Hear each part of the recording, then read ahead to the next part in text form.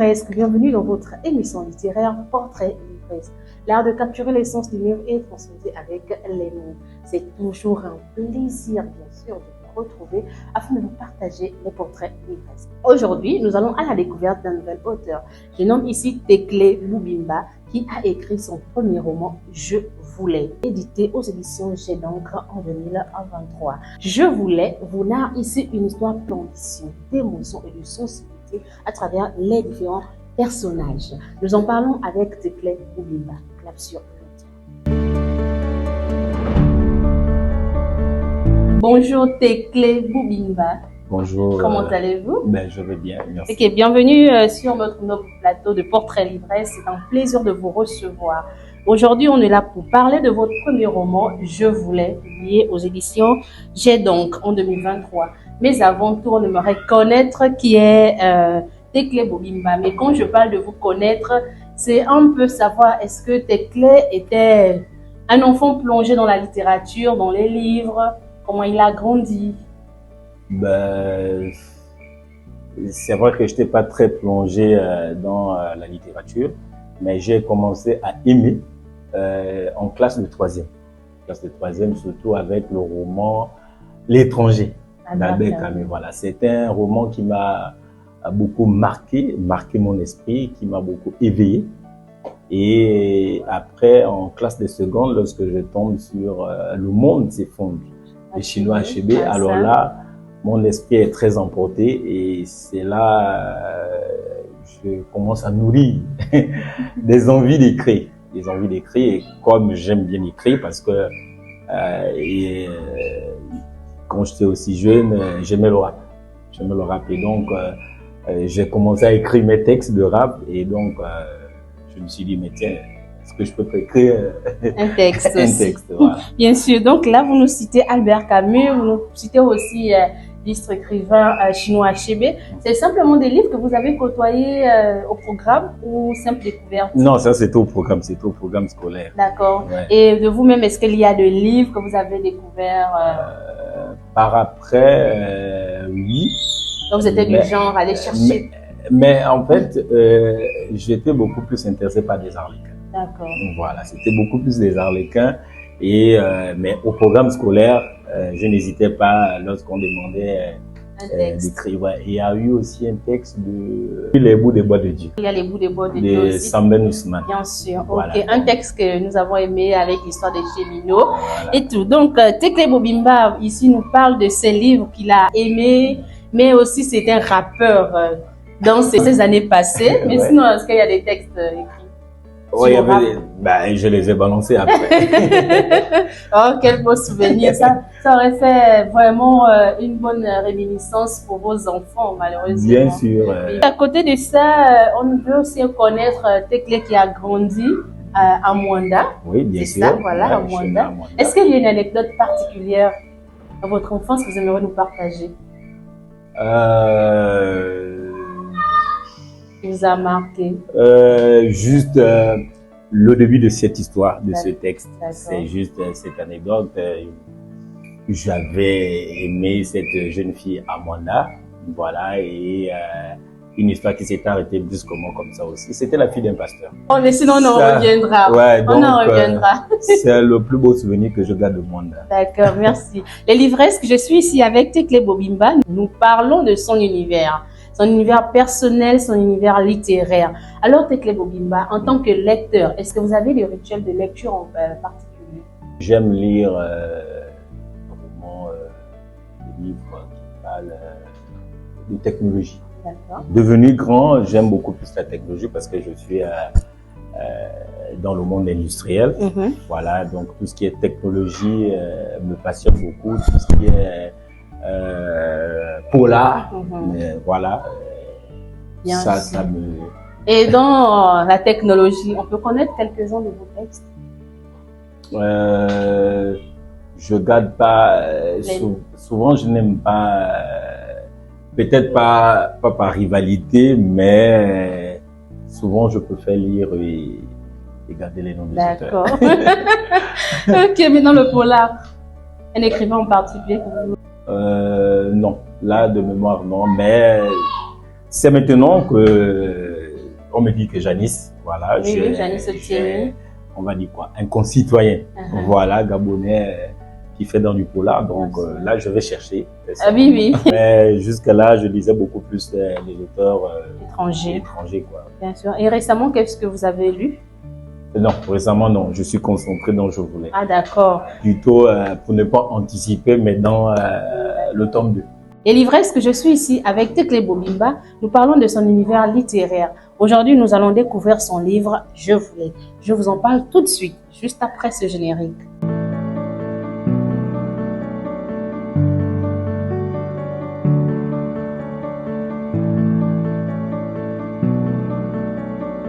Je voulais, Tekle Bobimba, bien avant.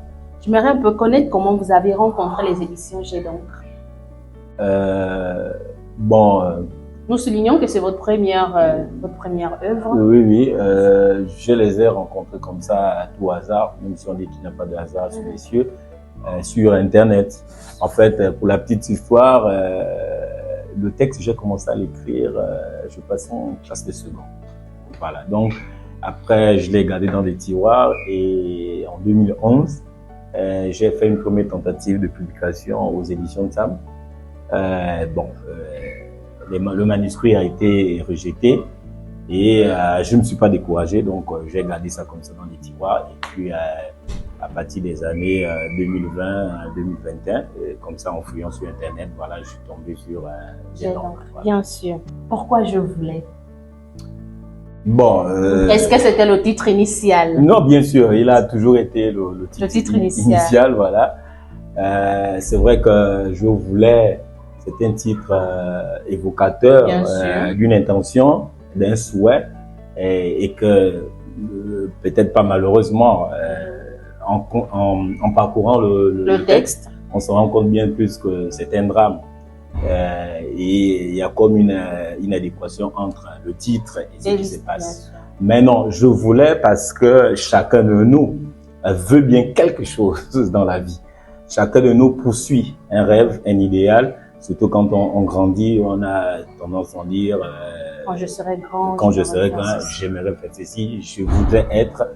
Et là, je voulais parce que Landry voulait bien être spationneuse. Jusqu'à maintenant, il veut toujours être spationneuse. Est-ce que il va être spationneuse? On a cette première de couverture qui nous montre un jeune homme et une jeune fille qui s'enlacent tendrement. Ouais. C'était l'idée de qui, la couverture? Des éditeurs ou bien... C'est l'idée de l'éditeur. C'est vrai qu'il m'avait proposé une couverture à mon appréciation. J'avais pas d'inspiration. C'est vrai que l'inspiration, l'image que j'avais dans mon esprit, finalement ne correspondait pas à ce qu'ils m'ont proposé. Et donc, ils m'ont fait 3 propositions et celle-ci m'a paru la meilleure par rapport à celle que j'avais. Et donc c'est un homme ou une femme ou un jeune homme, une jeune fille qui s'entrelacent. Nous comprendrons plus tard en lisant le texte, bien sûr, que l'image correspond à l'histoire en quelque sorte. L'image de l'amour, ça. Bien sûr. Voilà. Le côté amoureux des 2 personnages principaux. Donc nous disons ici Landry et Doris, bien sûr. Bien sûr. Donc en parlant de Landry et Doris, surtout Landry, vous vous êtes inspiré de qui, de quel personnage dans la réalité? Au début, j'ai voulu m'inspirer de ma propre histoire, comme je vous disais que je garde de Mwanda le souvenir, voilà, de cet amour. Mais très rapidement, je me suis j'ai été rattrapé par le manque d'inspiration. Donc, à la 10e page, j'étais à court d'idées. Je dis, et puis après, je suis rentré purement dans la fiction en m'imaginant plutôt un jeune homme qui tombe amoureux d'une jeune fille aussi. Et puis, je suis parti comme ça. Donc, voilà. Mais sinon, le déclic... Ce n'est ni moi ni vous, mais c'est... mais on va retenir quelque chose, c'est-à-dire le déclic de l'histoire, c'est votre relation amoureuse. Oui, bien sûr. Un peu, c'est de raconter cette petite partie de votre histoire que vous gardez si précieusement. En fait, cette fille, cette histoire m'a beaucoup marqué parce qu'en fait, cette fille, elle était en seconde. En classe de seconde, moi j'étais en classe de 5e. Wow. Voilà. Donc, elle était jolie, elle était jeune, la plus jeune de sa classe. Et je me suis dit non, celle-là, il faut qu'elle soit ma femme. Je me suis dit, et après, étant en cinquième, et elle en seconde, je dis, mais c'est pas possible. Comment le mari va être en cinquième et la femme en seconde? Ah non, il faut que je me batte. Il faut que je me surpasse pour la rattraper et être... Donc, et ça a été un challenge dans ma vie. Ça a beaucoup bousculé mes études. Et voilà pourquoi cette histoire... Bien sûr, voilà, donc, je marqué. voulais. Voilà. Et là, donc c'est juste avoir une partie de cette histoire. Et dans votre introduction, vous parlez du fait que la jeune fille qui était en seconde était chrétienne, voilà. Ouais. Elle était chrétienne. Donc on se réfère aussi au personnage de Doris, qui dans le roman aussi a ses parents chrétiens. Elle-même aussi, elle est religieuse, donc elle est dans le christianisme. Bon, pas forcément le christianisme, c'est pourquoi... Oui, bon, vous n'avez pas, en fait... Voilà, j'ai plutôt ressorti simplement le fait d'être religieuse. Donc, pourquoi vous avez pas voulu nommer la religion? Parce que il n'y a pas que en nommant une seule religion, il n'y a pas que dans une seule religion où il y a des interdits. Voilà, que l'on soit dans l'islam, le christianisme, l'hindouisme, le bouddhisme, j'en passe, et même dans nos traditions, il y a toujours des interdits. Et l'abstinence, je pense que c'est une valeur qui est universelle. Donc, c'est pourquoi je préférais ne pas préciser une religion. Les livresques, je suis là, nous parlons de Je voulais de Tekle Bobimba. Dans ce livre, vous allez rencontrer Landry et Doris, de jeunes lycéens qui sont amoureux passionnément, qui malheureusement vont se séparer par le concours de circonstances, les événements très douloureux dans la vie. Un gros dilemme, c'est-à-dire l'influence des parents, les choix des parents, les interdits qui existent dans certaines familles, dans certaines religions. Mais à côté, on a ce jeune homme qui décide de prendre ses responsabilités. Ce jeune homme, Landry Ibarel. Ah, son nom! Ibarel. Son nom, voilà. Vraiment. C'est en bantou, pour plus de précision. Landry Ibarel. Ibalorella. Vous voyez les livresses, je suis obligée d'écrire le nom de Landry juste à côté pour retenir. Ouais, c'est bon tout après tout. Et sinon, Ibalorella veut dire quoi? Ibalorella. C'est en langue awanji et en zébi, c'est la même chose. Ibalorella, l'homme c'est quelqu'un, c'est quelque chose. Vous voyez, j'ai dit Landry va prendre ses responsabilités et jusqu'au bout, il va les assumer très bien. Voilà, donc Landry joue bien évidemment son rôle et il porte si bien son nom. Et je vais m'intéresser un peu aux différents personnages du roman et on va commencer par les professeurs. Quand Landry rencontre des difficultés avec Doris, il va finalement rencontrer l'un de ses enseignants. Je n'ai pas retenu le nom de l'enseignant. C'est au passage de Maël, son prof de maths. Voilà. La réaction du professeur, c'est-à-dire sa réponse. On s'attend à ce que le professeur dise à Landry d'assumer. Mais on se rend compte que lui donne une réaction contraire, c'est-à-dire, non, il faut suivre la fille et... Oui, effectivement. La vie est pleine d'intrigues et on est en réalité le pilote à bord de notre vie, de cet avion que l'on conduit vers un destin parfois inconnu. Et c'est vrai, on peut dire c'est à tort que le professeur va conseiller dans ce sens-là.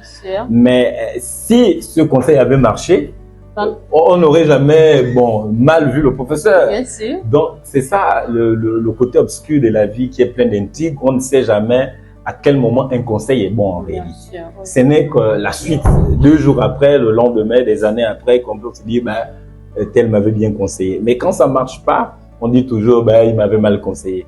Et c'est tout là l'intrigue en fait.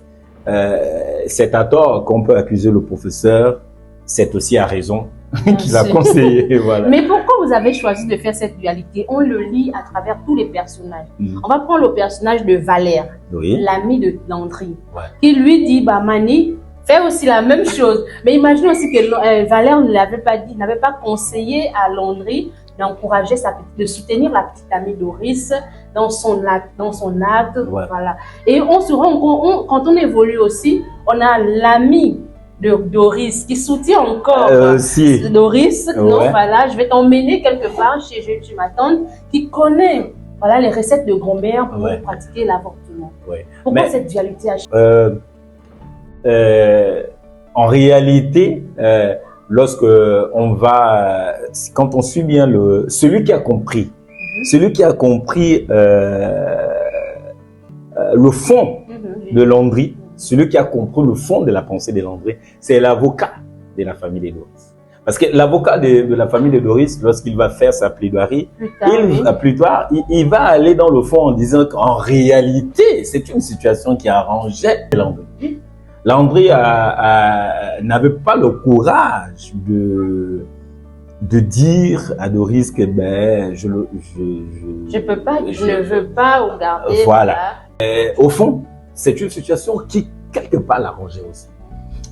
Les autres n'ont fait que le conseil des autres ou la prise des paroles des autres n'ont fait qu'au fond soutenir cette indécision qu'il avait au fond de lui.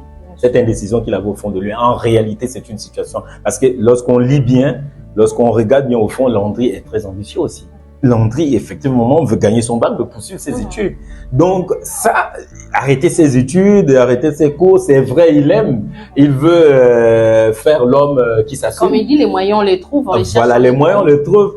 Mais, au fond, quelque part, cette idée n'était pas mauvaise. Mais là, en fait, est-ce que vous savez que ça, c'est l'interprétation de l'auteur? Mais quand on lit vraiment, quand on suit le parcours de Landry, Landry reste cabré.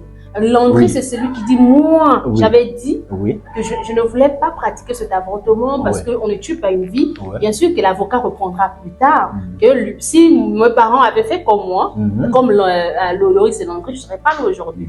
Donc moi, je trouve que Landry, lui, en le lisant, il restait optimiste.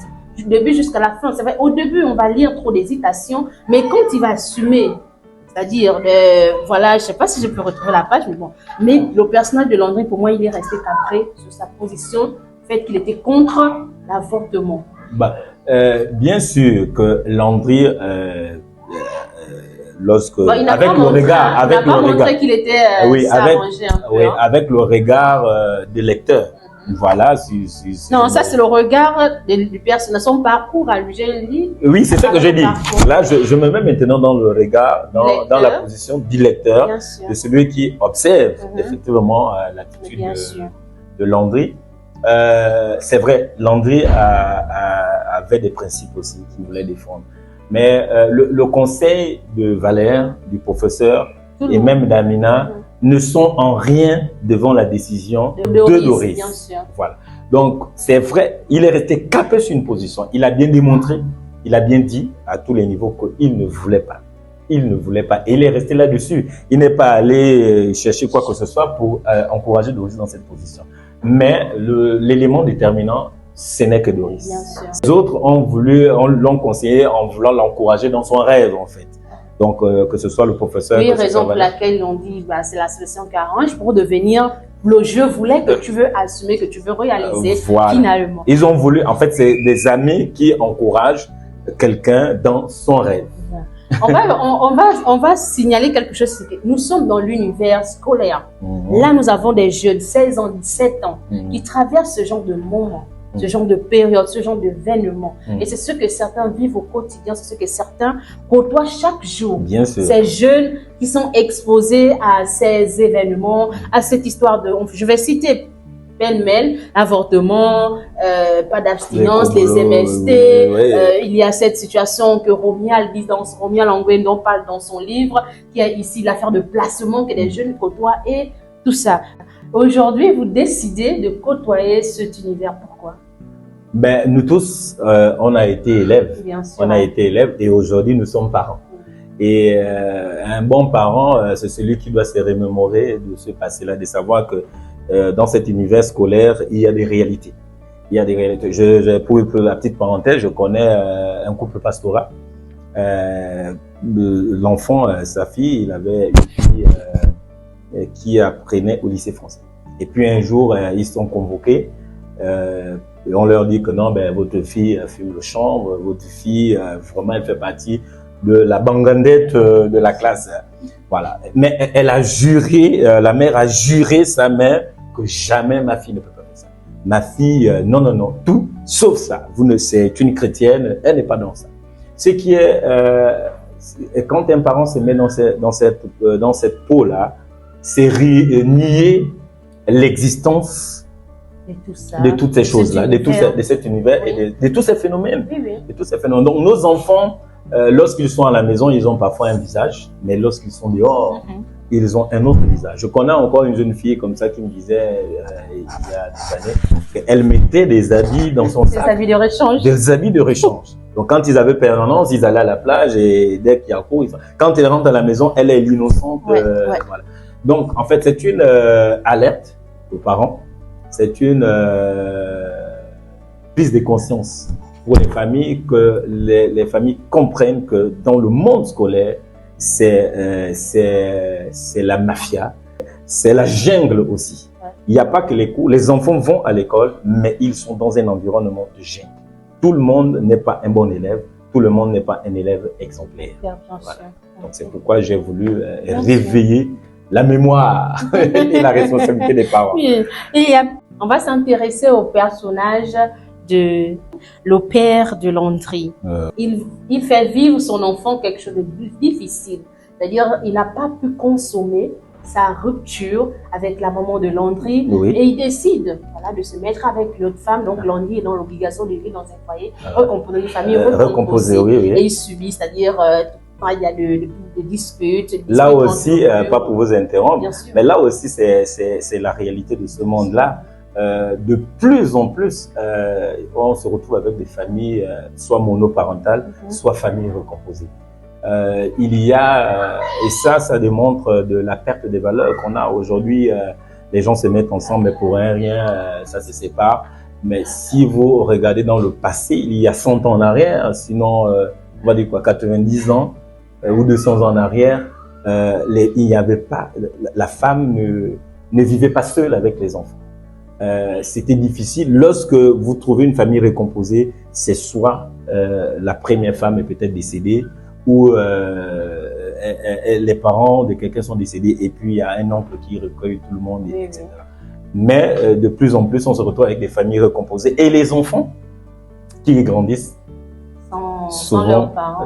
Donc on continue avec la figure maternelle, donc la mère de Landry, qui démissionne de son foyer, on ne sait pourquoi, qui malheureusement est partie. Et là, on voit un Landry depuis l'âge de 4 ans qui grandit tout seul.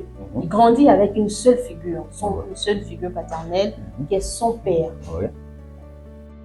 Pourquoi avoir parlé de la démission maternelle? Parce que l'on croit toujours, de nos jours, dans la société actuelle, on croit toujours que ce sont les pères qui abandonnent les enfants. Les mères célibataires. Mais on ne parle jamais des pères célibataires. On ne parle que des mères célibataires. Mais alors que c'est vrai, il y a bien des mères qui abandonnent des enfants avec les pères. Et là, en fait, c'est cette partie du livre. Je fais, on va dire quoi, un coucou à un ami, bien sûr, qui s'appelle Yannick. Qui effectivement a connu cette histoire, qui a grandi rien qu'avec son père. Sa mère l'avait abandonné effectivement à 4 ans, jusqu'à l'heure où on parle, il n'a pas connu sa mère. Donc, c'est vrai, c'est une réalité. Il n'y a pas que des mères célibataires, il y a aussi des pères célibataires, des pères voilà, qui élèvent leurs enfants seuls. J'en connais même actuellement un collègue marié, mais bon, la femme elle est togolaise, lui il est gabonais. Il a payé les études de la jeune dame depuis la 4e jusqu'à l'université. Elle a eu le DUT, les licences et tout le reste. Et un jour, elle a dit, moi, je rentre. Elle a abandonné les enfants avec ce monsieur qui les élève seuls jusqu'à l'âge actuel. Actuel, adolescente. Donc, voilà. Donc, il n'y a pas que des mères célibataires. Il y a aussi des pères célibataires. Mais je me pose la question des deux qui réussissent le mieux à élever les enfants. L'enfant a besoin en réalité des deux. C'est pourquoi aujourd'hui même au tribunal, dans la justice, lorsque les couples se séparent, on souhaite qu'il y ait toujours des visites parentales. Que même s'il est à la garde, l'autre rend visite aux autres. Pourquoi? Parce que les deux enfants, malgré tout, ont besoin du visage paternel et maternel. Bon, on ne peut pas donner la palme d'or à l'un ou à l'autre, simplement de la conscience du parent. Ben, Voilà. bien sûr. Donc, vous faites bien de mentionner la justice là-dedans. Et là, vous nous parlez de la loi, bien sûr, avec la plaidoirie, Le procès. voilà, le procès du jeune Landry. Ouais. Et là, Landry va se retrouver avec le chef d'accusation. Et là, vous mettez en jeu la loi. Vous dites ici que la loi, c'est le gendarme, la police des polices. Oui, la gardienne de la loi. gardienne des ordres. Oui, parce que justement, je termine en disant que la conscience ne suffit pas pour rendre l'homme bon. Il faut la loi pour gérer la cité. L'avocat de Landry, lui, il veut tenter de démontrer qu'en fait, on peut vivre dans une société sans loi ni foi. Et parce que pour lui, la loi, c'est la pensée vivante d'une personne séparée de nous par l'espace ou le temps. C'est une opinion. Et comme la loi, c'est l'opinion de quelqu'un, ben, moi aussi, je peux vivre avec mon opinion. Pourquoi s'entremêler avec les lois? Maintenant, il faut la loi parce que la conscience, il dit, la loi devait laisser chacun de nous vivre avec sa conscience. Mais l'autre demande que la conscience ne suffit pas pour rendre l'homme bon.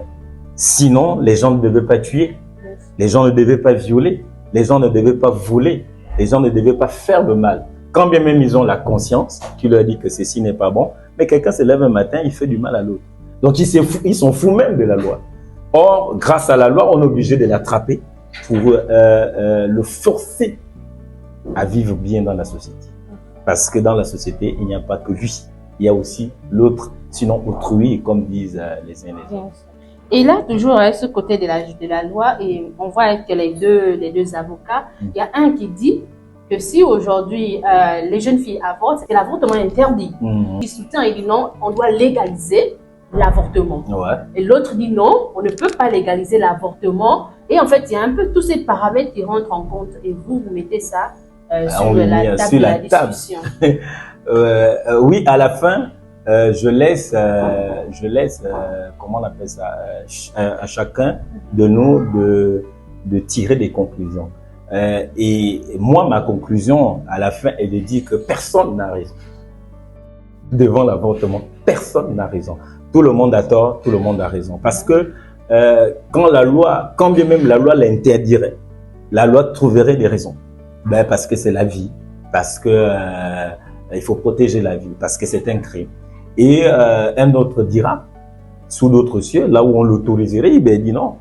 Certes, c'est la vie, mais je suis pas obligé de garder mon fœtus parce que mon corps, il est à moi, parce que j'ai eu cette grossesse dans des circonstances qui me plaisaient pas, parce que je n'ai pas les moyens. Donc, moi, je décide d'avorter. Donc, personne n'aura raison parce que chacun a des arguments pour ne pas faire ou pour faire. Vous vous positionnez où exactement? Ben, je me positionne en disant que personne n'a raison, personne n'a tort.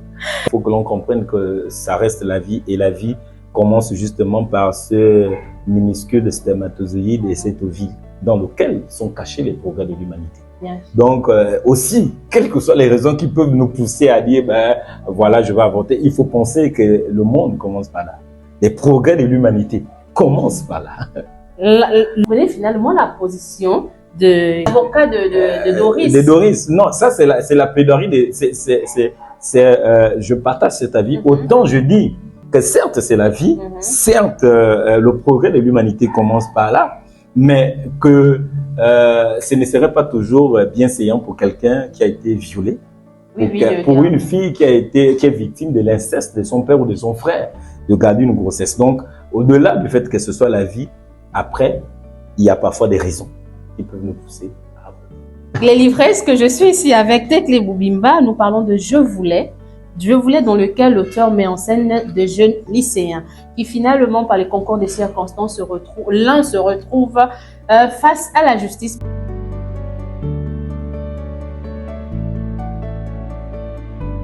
Où peut-on se procurer le texte? La maison de la presse, voilà. Et puis, les gens peuvent aussi vous contacter auprès de vous ou me contacter. Le texte, il est disponible au prix de 10 000. Vous pouvez me contacter, mais c'est souvent mieux de contacter l'écrivain pour avoir la dédicace et c'est la tradition. Donc, n'hésitez pas à vous procurer le texte pour lire l'histoire de Landry et Doris. Et là, je vais m'arrêter essentiellement sur les figures, je vais dire les figures paternelles et maternelles de Doris. Qui, ici, on a une Doris influencée par les choix, par les interdits et tout, en tant que religieuse. Toujours le regard des parents derrière. Le monde, malheureusement ou heureusement, est fait de religion. Dieu n'a pas conçu la religion, certes, mais les hommes en y vivant ont initié des choses. Mais la société, que l'on parle de religion, nous avons aussi des traditions. Et dans ces traditions, il y a aussi des valeurs.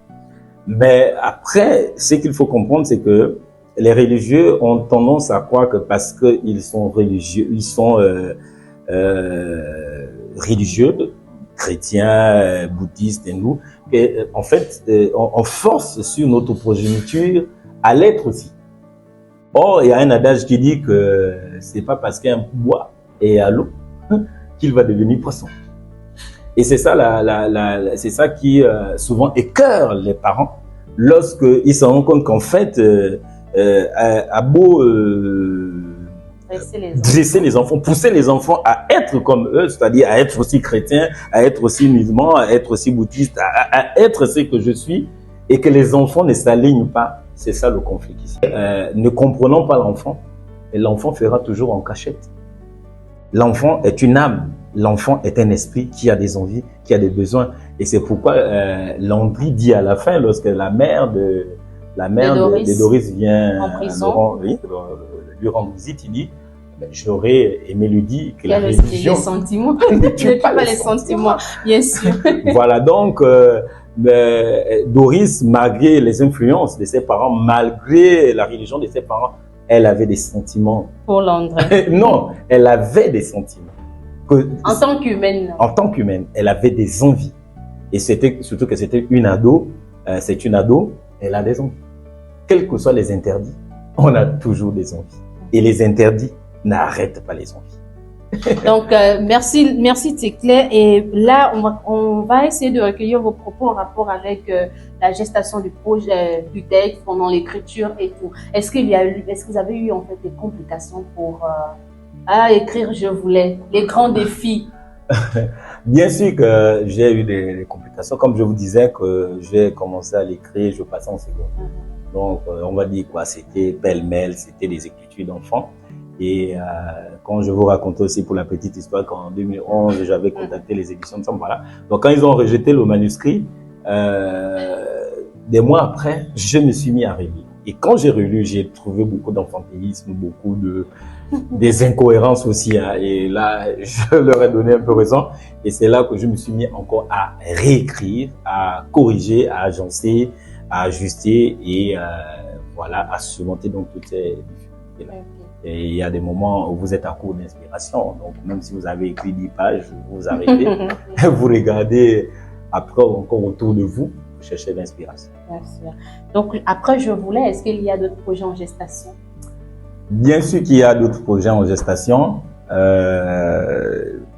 C'est vrai, quand j'ai écrit Je voulais, et aujourd'hui, celui-là, je l'appelle le tome 1. Je m'y attendais pas qu'il pouvait y avoir une suite, mais beaucoup de lecteurs m'interrogent à chaque fois, mais non, Landry ne peut pas finir comme ça. Il faut bien qu'il réussisse, il faut bien qu'il y ait quelque chose. Qu'il devienne passionnant. Voilà, passionnant. Qu'est-ce qu'il devient après? Bon, donc ça m'a mis une puce à l'oreille et donc j'ai commencé le tome 2. Voilà, et en même temps aussi, je suis en train de commencer un autre texte, Autopsie. D'accord. Autopsie d'une relation. Ah, c'est le titre du roman. Ouais, de notre futur roman. Mais vous ne trouvez pas que écrire sous l'ordre ou les lecteurs, c'est pas une contrainte pour vous?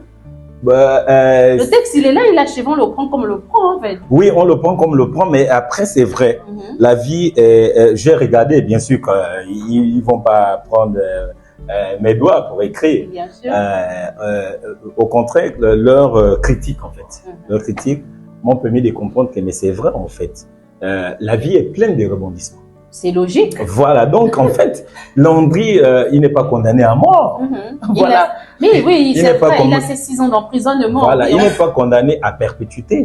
Et d'ailleurs, donc, quand il rentre en prison, lorsqu'on l'accueille, on lui dit, si vous vous comportez bien, vous pouvez bénéficier d'une grâce présidentielle. Donc, c'est vrai, Landry peut devenir quelque chose, mais qu'est-ce que ça peut être? Donc, on peut bien, effectivement, imaginer une suite.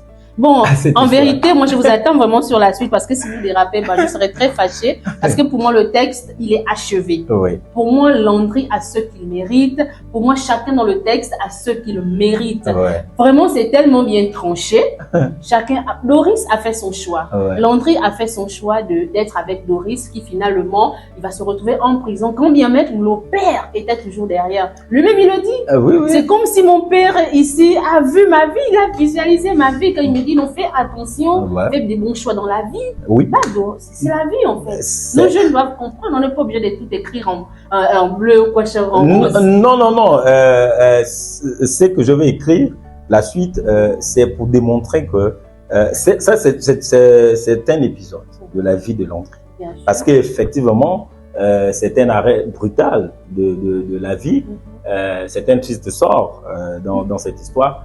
Mais et c'est vrai que cette histoire va désormais le marquer, soit par la conscience, soit par l'entourage. Il va vivre dans sous ses gardes. Voilà.